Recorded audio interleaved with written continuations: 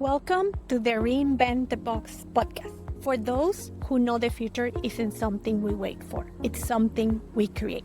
Here, we explore the intersection of meaningful impact and creative discovery with entrepreneurs, creators, and leaders who connect the dots others don't see. This isn't your typical business podcast. We go behind the scenes into the sparks of curiosity and the human moments that shape bold ideas. From human-centered innovation to the future of AI, we are here to explore how bold thinkers are redesigning what's next with people at the core of every breakthrough. If you're ready to challenge assumptions, follow your imagination, and build what works with more impact, this is your playbox. Because the goal isn't to think outside of the box, it's to reinvent it entirely.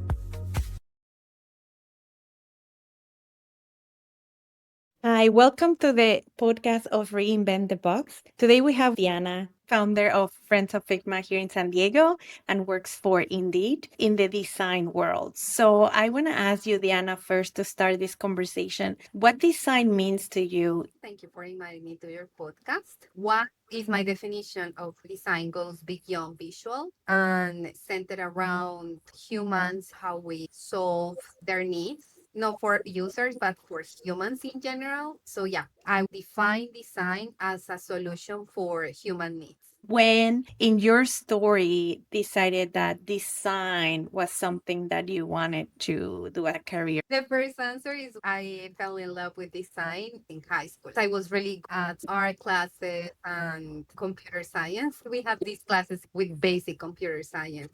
But I was really good at it. And I was also really good in art. So I was thinking, okay, what could I do to blend both areas that I am really passionate about? And in addition to that, I was also considering architecture, but I ended up just following my heart. That's how I fell in love with design. And then your second question was, what is my favorite design? If you define a digital experience as design, my top references are material design, beautiful, clean, smooth. The micro interactions are, it's just like you can almost taste it. Tell us about your story. You are from Colombia. What brought you to where you are? You're also a community builder. You are building the Friends of Figma and involving Design Week. What brought you to design? I know you're doing a lot of experimentation with AI. So tell us about your story. I came to America around 7 or 8 years ago to work as a web designer. That was still a position, but you cannot find a web design position anymore. I started working for a small marketing company. Back in Colombia, I was also a UX designer. As I progressed, I realized I was passionate about UX design. 3 or 4 years ago, I had the opportunity to create the first design system for a company. I fell in love with design systems. Every time narrowing my passion and expertise. Recently, I found the blend. I am figuring out how to blend a new passion of mine, which is design systems, and that has become my biggest passion lately, and that's what I have been working. I think there is a very interesting story. I think coming from a different background, you experience design and how people approach design in a different way, right? What was your experience in Latin America in design and working here in the US? What's the difference? Yeah. So when I left Colombia, my country was going through a transition. When I graduated, I was the very last group of people to graduate from graphic design. After that year, they stopped graphic design and they replaced it for interactive design that included UX. So my country was going through that transition. When I came to America, I found out that we were not that far apart. I came as a web designer. The biggest difference has been the core companies. In America, we have companies that are worldwide more than in Colombia. The impact across the world is bigger than in Colombia in terms of business, but in terms of culture, both work environments were very similar. The biggest difference is the language. You mentioned interaction design, right? For people that do not know, what is interaction design? And you mentioned X user experience. So how would you define that and why that is important in this AI era? for design and for normal users. We interact with design every day through applications, art, graphics, commercials. Tell us your definition and the interaction with AI. Graphic design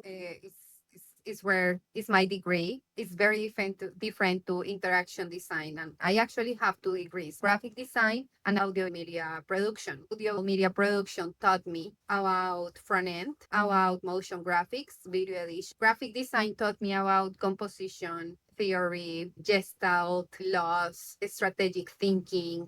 They complemented really well, but I dual degrees, dual and also dual money, dual payments in my career to be able to complete and complement both knowledge. Interaction design involves multiple platforms and experiences, mostly digital. That's part of how my country and the world is changing, or mostly change from something more physical, tactical. When I was in graphic design, I had editorial design for books.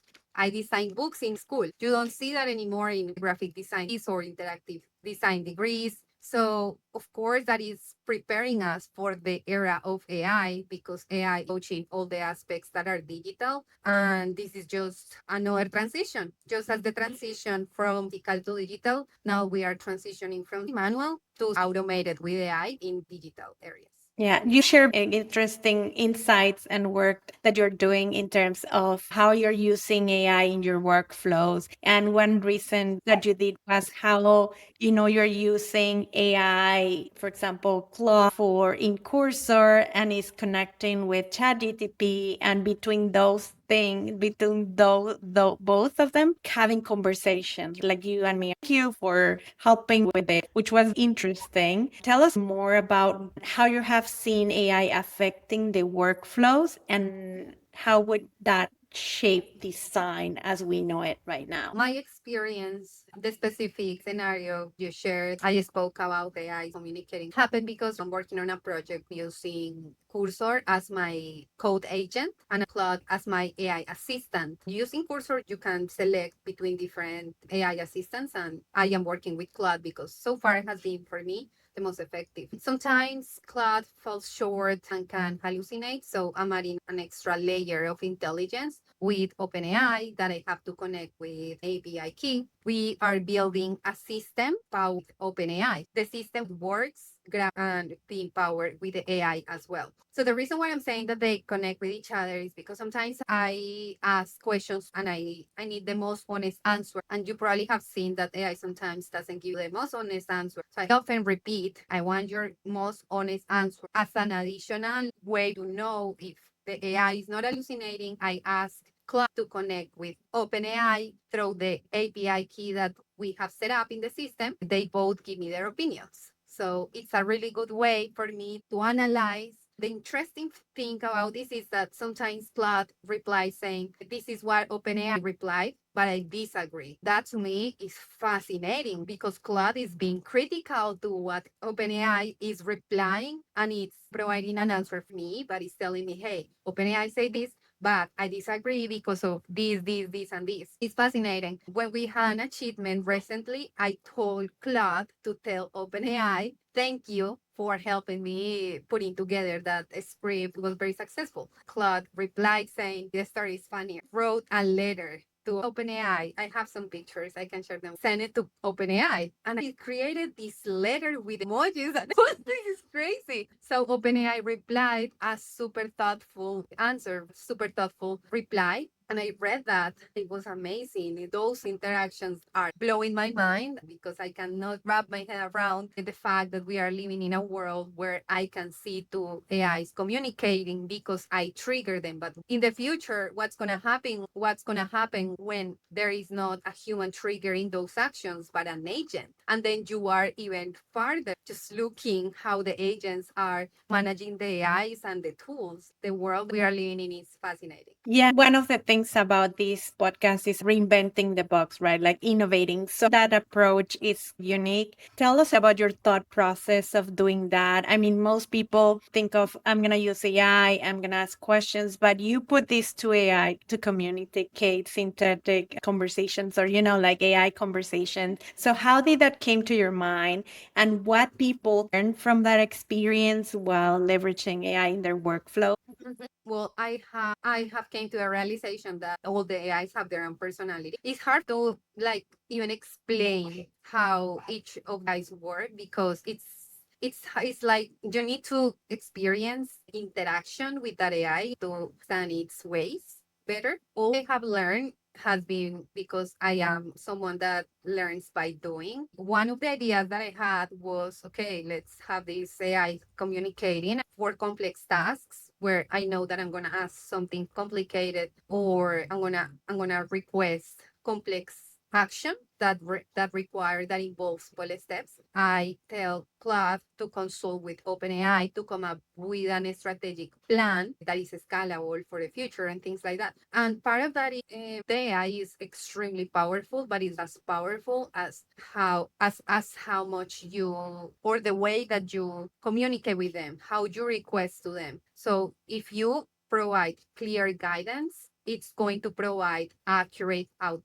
One exercise anyone can do is ask a task to Gemini, Perplexity, Claude, and then OpenAI ChatGPT, and then you will see a completely approach to how they handle the task, even with the same prompt. In the future, people is using, and I had a guest in the podcast that said people is using AI to do French toast, where they can even like help them plan the entire meal for the week, right? Like cook and do everything. One of the things that makes us human and made us create AI is that curiosity of what if question, like the question you have, what if I make Claude, talk to ChatGPT and this fascinating world. But as you said, how interesting would it be when there is not a human in the loop and how those systems are going to communicate and when is the time where you said we're going to say, okay, I think there needs to be some frameworks and responsibility in terms of how we're designing the systems in order for us to not get out of the loop. So that's interesting. Why should people care about design? Why do they want to learn? For example, I'm a marketer. Why? Or I'm a accountant or I'm someone else. I think, it happens because people put different things and make them work together, right? Like what you did, put language models together. That's innovating a process. So why would people in that area care about design? What do you think is something that people need to know about design that they can apply to any context or career? Area of UX design and tackling the problem from a different perspective, but really all the industries are solving people's needs from different perspectives. I wouldn't say everyone should focus on design or care about design. Focus on solving people's needs from your expertise. That would be my recommendation. And I think you touch upon one of the key aspects, right? Design is solving people needs in a tangible way, right? Like be an ad, an application, some, right? At the end of the day, it's the same with creativity. We're always creating. We're all designers in a sense, designing every day. What you said is key. And I think it's important to come back to that human centricity, that design. I think, for example, with design thinking, understanding the user and designing with that user in mind, which is what UX experience is, right? Like user experiences. We live in a fascinating world. How do you see design evolving? What is the role of a designer now? If someone is entering the design field, how can we approach design now that AI could do a lot of things a designer used to do? That's a great question. I think UX design was born after the need of creating a strategic plan on how to deliver the best digital experiences for users.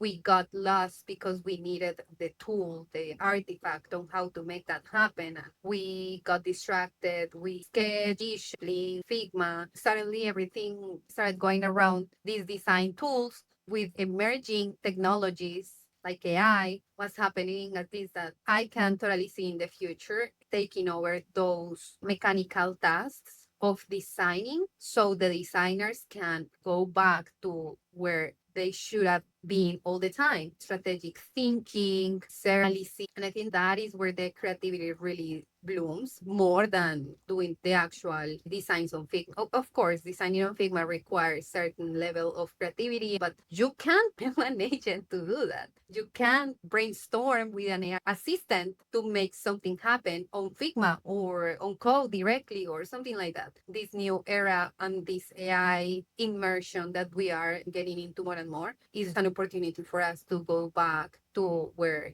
we originally shouldn't have left. AI would not replace human curiosity and creativity. Those are the skills that we should hone and foster more instead of, companies going the other way around. Let's automate everything. Let's make everything efficient. At the end of the day, it's going to happen. Yes, you're going to automate, but what are you going to get out of it? Are you going to get a user-centric approach or more noise? Recently, she just prompt and the AI is going to give you a website in 2 minutes. That's the promise. It gives you a website, but not the website that you want. You have to do a lot of debugging also, right? So you really need to approach a design. And I want to share your perspective, how you're approaching it as a design, how I'm building my design system in a way that I'm coding without adding more work to my workflow, but actually helping me do the automated tasks that I need while keeping my creative spark and the outcome that I have done some coding for this project I mentioned, the project where I am using AIs and having them interact with each other. Honestly, coding is not easy.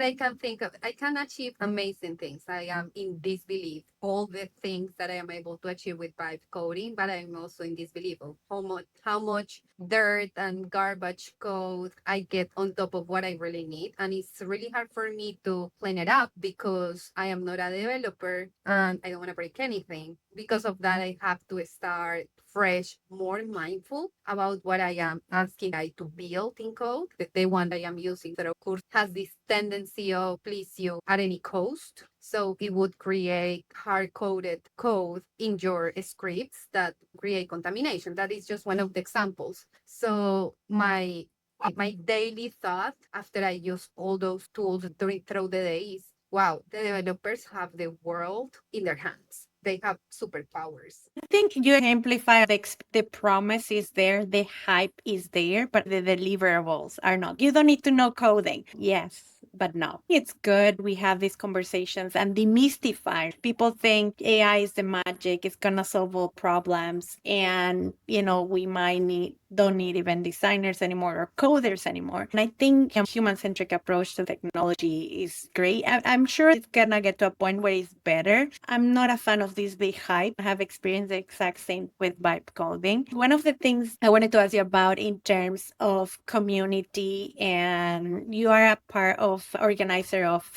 Friends of Figma in San Diego. Tell us about that. What is your role? I know there is San Diego Design Week. Designers do communities, and that's what makes design stronger. You share best practices. So tell us about your experience about Friends of Figma. What is your role there? What are you doing? And what you have learned through building a community of design? Absolutely. So I was not a founder. I arrived to the San Diego community after 2 years. The community was created by Aaron Cledge. He invited me to join around 4, 5 years ago. I joined because I didn't want to feel alone in the city, in the design industry. I realized that San Diego didn't have a strong design community. I saw an opportunity to connect with more designers. My husband is not a designer. I wanted to connect with like-minded individuals that share my passion. It's about creating meaningful connections with people that genuinely share the things that I am interested in. So yeah, that's what I created the community. Sounds great. I know you had done showcases where people have showed their work with AI and design. Can you tell us what has surprised you in that aspect? How do you see the design community coming together to share best practices, frameworks, and things with responsible design and AI? One of the recent events that we had was a AI challenge where we met to learn about AI, participate, and share some AI experiments that our community was working on. We had the participation of around 3 or 4 people. All the projects were amazing. There was one that wasn't that flashy, but I one of the deepest one, which is one girl talking about how she used ChatGPT through all the strategic thinking processes in her work. That is the future. There are more tangible solutions that make people say, wow. One of them was like a developer joined us that day. We don't have a lot of developers in the community. So every time we have one, we embrace them. He presented a project that was impressive. He created a system to prototype. This was 5 months ago when coding tools were not in such hype. He was a pioneer at the time. Still 5 months ago, not a long time ago. It's just like everything is changing so fast. And he prompted how to create break list website with specific aspects. And the AI instantly created a break list website that had some functional interactions in the screen, but it was looking good. Of course, it was not following branding, it was not following design system compliant because it didn't have any, but just itself as the product, the result, I'm thinking like someone who is needing a landing page or something like that, it was pretty good. And that's one of the most wow projects we have seen in the community. That brings me to the last two questions. One is, what do you think are the skills that people that want to jump into the design field need to have? Definitely strategic thinking. I think that is one of the most important skills that you need to develop. You also need to start being more curious. You need to start questioning things as a designer. And this is my personal experience. When I first started, I was leaning towards looking at the tree, not the forest. I was very focused on these little tasks that I had to do. And as I am progressing through my career, I'm realizing that what really adds value to the company and to your career development is to focus on the forest as it's going to impact the business, my team, the product. I don't know what the word for that could be, to be more curious, analytic. That's one of the skills you should definitely work out more. Perfect. And I think as a person, as a professional, have to play a part shaping AI. It's not big companies dictating AI. For example, there are two sides. AI is communicating, having conversations. You don't even know what's happening, right? So what would be your advice for people to take a more active role into shaping a more responsible, human-centric AI in the design? What are the things that you think must be automated, but fight to have a human always in the loop in charge?